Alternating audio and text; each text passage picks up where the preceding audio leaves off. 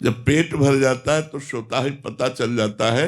ऐसे पहली बार जब हमारा काम हो जाएगा ना, तो हमारा हृदय कह देता है हमारा काम हो गया। और दूसरा लक्षण है, जैसे बुखार उतर जाता है तो थर्मामीटर डालो तो बता देता है ना कि आपका बुखार उतर गया, कि देख लो अगर वो लक्षण है तो आप जीवन मुक्त हो गए, आपको दोबारा जन्म नहीं होगा।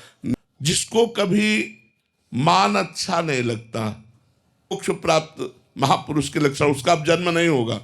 हम लोग देखो सब उल्टा है, मान बड़ाई सबको प्रिय ना, उसको प्रिय नहीं होती।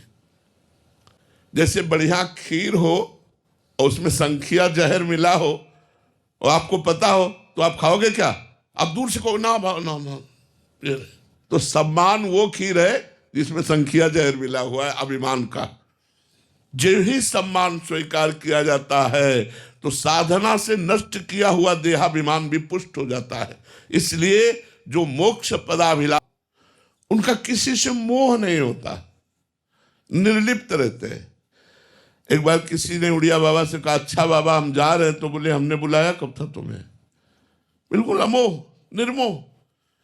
मोह शब्द महापुरुषों में नहीं होता। पुरुषों को किसी भी तरह आप भरी बाजार में बैठा दो, कोई फर्क नहीं पड़ता, वो समाधि में ही रहेंगे, वो भगवान में ही रहेंगे, उनका संग के प्रभाव से कोई फर्क नहीं पड़ता। इस संग दोष का उन पर प्रभाव ही नहीं पड़ेगा।